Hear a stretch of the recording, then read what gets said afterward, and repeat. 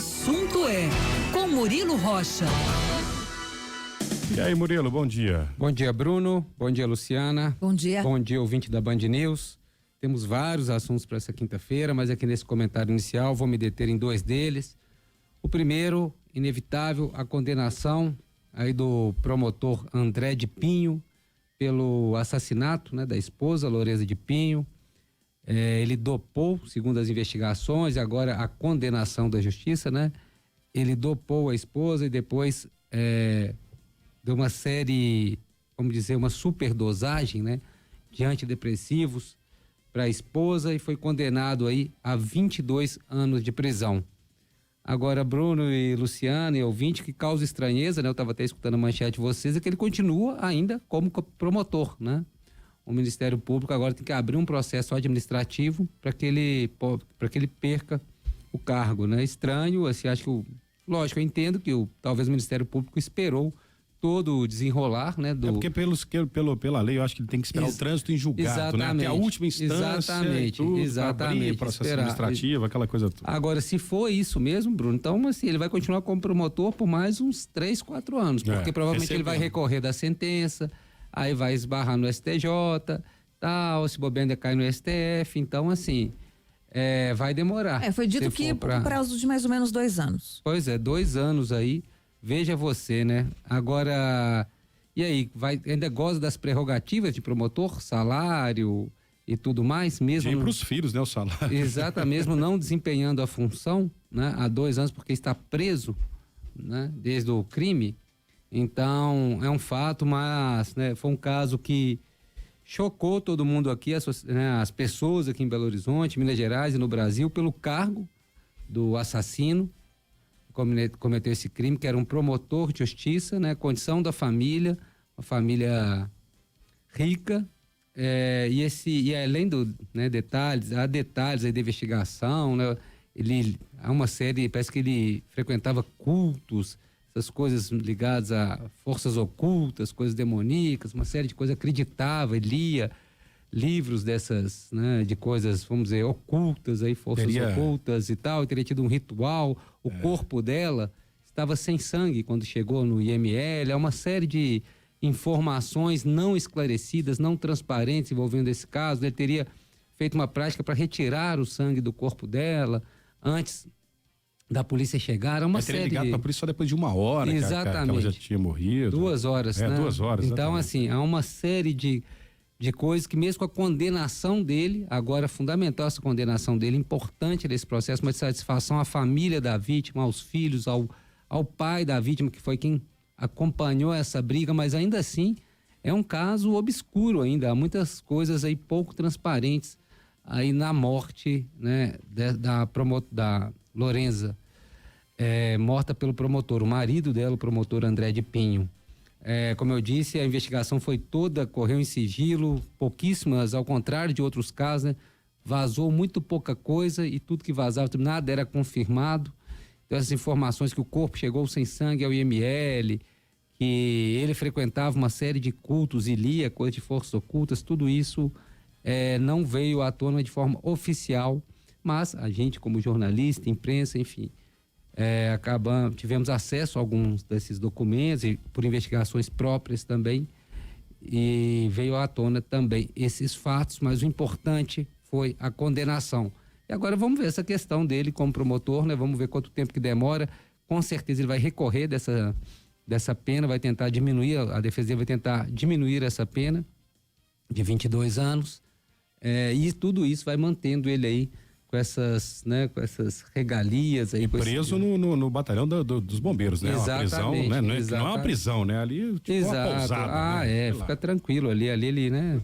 Fica isolado, enfim, todas essas prerrogativas que ele tem do cargo de promotor, né? Apesar de ter cometido um crime aí torpe, um crime comum, né? Um assassinato aí, ainda com requinte de crueldade. Bem, esse é um assunto importante. Parece que encerramos um capítulo ontem, apesar, como eu disse, vai haver recursos em torno dessa decisão, mas já como eu disse, uma satisfação. Eu vi a entrevista do pai da Lorenza, né? Assim, já é uma satisfação à família, né?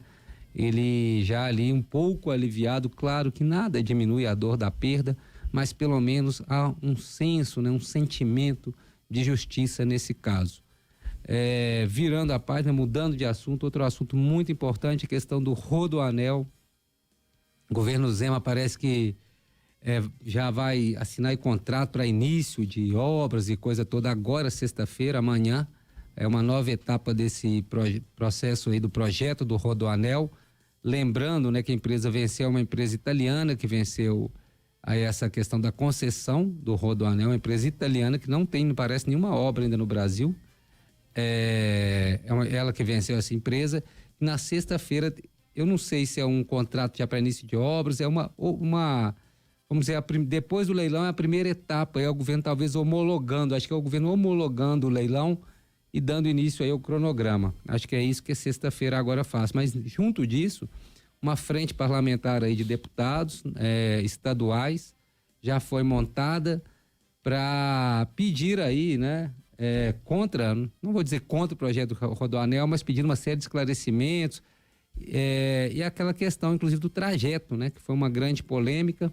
Coincidentemente, a prefeita de Contagem esteve ontem aqui na Band, participou do programa Brasil Urgente aqui do Maracanã, Minas Urgente aqui, e ela...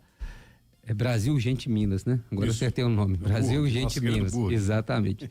Do Maracanã, e ela falou muita coisa aqui com a gente, conversou, disse que está muito preocupada com essa questão do Rodoanel, porque ela passa o trajeto que foi definido lá na época do antigo secretário Fernando Marcato, que foi muito intransigente nas negociações com os municípios de Contagem e Betim, principalmente, sobre essa questão do trajeto, e a prefeita alertando que no caso de Contagem ele passa por uma área verde do município, né, uma área ambiental protegida, né, uma área protegida, e que se não voltar a discutir, se não sentar à mesa para voltar a discutir esse trajeto, a prefeitura pode até avaliar, paralisar qualquer tipo de obra, alegando aí justamente o trajeto está passando por uma área ambiental, basta a prefeitura não conceder a licença para que essa obra seja realizada lá.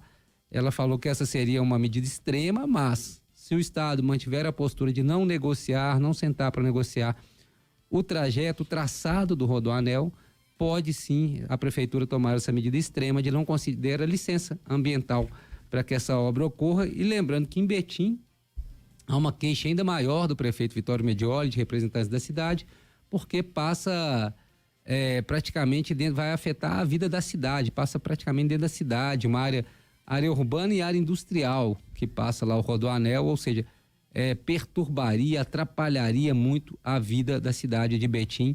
Então o prefeito Vitório Medioli é um dos, né, vamos dizer, ferrenhos opositores ao atual traçado. Ele não é contra o Rodoanel, ele é contra esse traçado atual. Então foi instalada aí uma frente parlamentar na Assembleia, parece que tem 18 deputados, também para ver essas questões, principalmente para que reveja esse traçado, para entender melhor essa obra, que foi também muito pouco transparente, tudo foi meio toque de caixa. Essa própria empresa que venceu é uma empresa que nunca fez uma obra aqui no Brasil, o que não é problema, diga-se de passagem, não é nenhum impeditivo. E no know-how, né? Exatamente, não é nenhum impeditivo. Mas é só, acho que né, e como na gestão passada aí, o Fernando Marcato, que era o secretário que comandava essas negociações, ele foi muito, como eu disse, intransigente nesse negócio do traçado, do trajeto do Rodoanel. Talvez agora, numa nova etapa, vão ter que sentar de novo com esses interlocutores, Prefeitura de Betim, Prefeitura de Contagem, para voltar a discutir isso da melhor forma, porque os municípios podem complicar, podem impedir que essa obra ande, né? E aí não seria bom para ninguém. Então vamos acompanhar essas três frentes, as ações do governo, essa frente parlamentar que se instalou na Assembleia e também a movimentação dos municípios, das prefeituras que serão aí diretamente atingidas por esta obra. São esses assuntos aí que estão na pauta aí dessa semana, do dia, desta quinta-feira. Bruno, Luciana.